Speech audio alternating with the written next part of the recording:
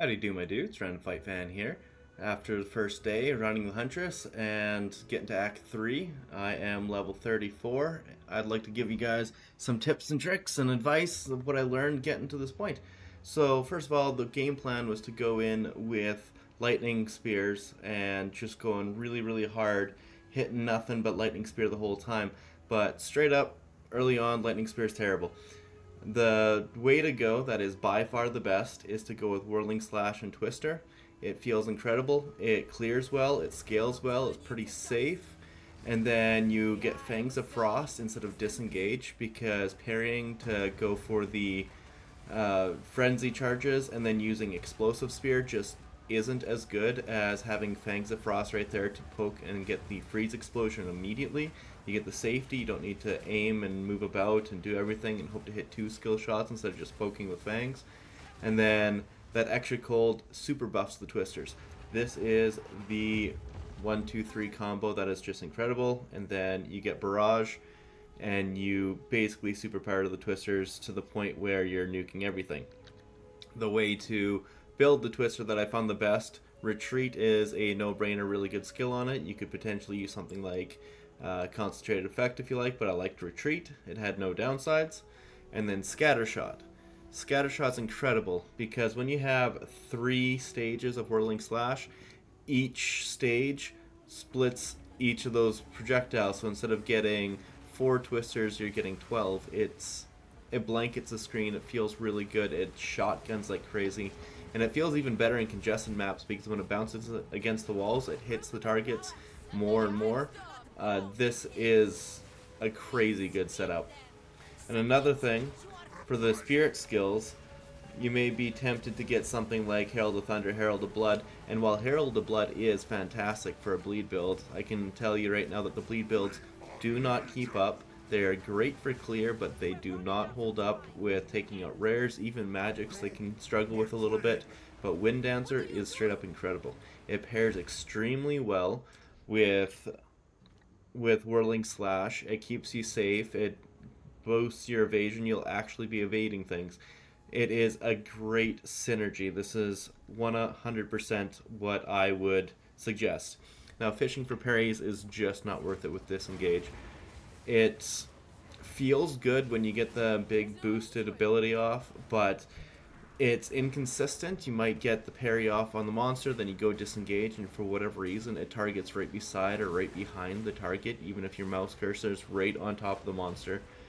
And it can feel very frustrating. Also, when you're parrying, it does damage to the enemy, and so often the enemy will be taken out and you're banking on that frenzy charge, and if you're sitting there holding the shield down, even if you don't get stunned, you'll be swarmed in a way that you would not be able to get yourself out of the situation if you had just used Whirling Slash and Twister to get yourself out of there.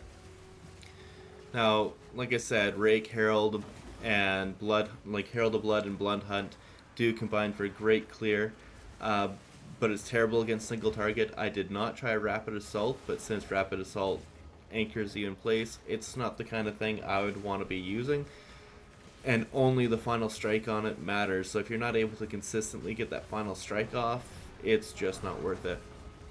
Now, Glacial Lance. This here is one of the coolest looking skills on the entire tree. It looks phenomenal, but it's basically useless. It has this big increased 74% more freeze buildup at level 9, and 148% more freeze buildup with an explosion. But if you're throwing multiple copies of these spears, even with frenzy charges boosted in, they're almost never freezing targets. It's at least at gem level 7, it's very poor. It looks fantastic, but the AoE on the ground does not combine with Whirling Slash. It's just not worth using. Skip Glacial Lance, and same with Primal Strikes. At this point, it's not worth using. Now, the lightning skills, they feel great at gem level 9, and the reason why is because Thunderous Leap. I did not think Thunderous Leap would be good, but the main reason for it is because Storm Lance and Thunderous Leap Detonate combo is so insanely good. You toss out the however many lances you want on the ground, maximum 3 right now, but a level 5 Stormlance with no support gems and a level 9 Thunderous Leap with no support gems were doing the same amount of damage as the Twister Whirling Slash combo when they were fully supported up with Barrage and everything. This was incredibly powerful, and around like level 30ish is when it came online, and I'd say this is the time to swap over to lightning skills. And now, unfortunately, because it's really not worth it to fish for frenzy charges with disengage, even Sniper's Mark is not good enough to get you frenzy charges either, because you're not critting enough at this point. So unfortunately that means going for infusion first, elemental infusion for infused weapon is not worth it for your first ascendancy. It's better to go critical strike or predatory instinct, depending on what you want. Surprisingly, you do have overcapped hit chance already, so the critical strike will give you some benefits. Whereas predatory instinct will obviously always give you benefits against rares and uniques whenever you're at that open weakness bit. Now, the other thing that is absolutely essential, while the bucklers are nice for defensive, the scepters are just better. You're not going to get the stats of it, but having that huge spirit pool is incredible. And while you may be seeing in town how my energy shield does not go up when I have this discipline aura on, it's only not working in towns. When you're outside the towns, going out against the mobs and everything, this 100% does work. It would give me the, I think it's 32 energy shield for this really low level discipline one. This one here gives you the skeletal warriors and the massive amount of spirit, obviously. It's just, you need to have the means to spend the spirit. And so obviously I said that Wind Dancer was incredible before. Right around that level 30 something mark, when you're able to actually use Herald of Thunder again and get some shocks off, it's a fantastic pairing.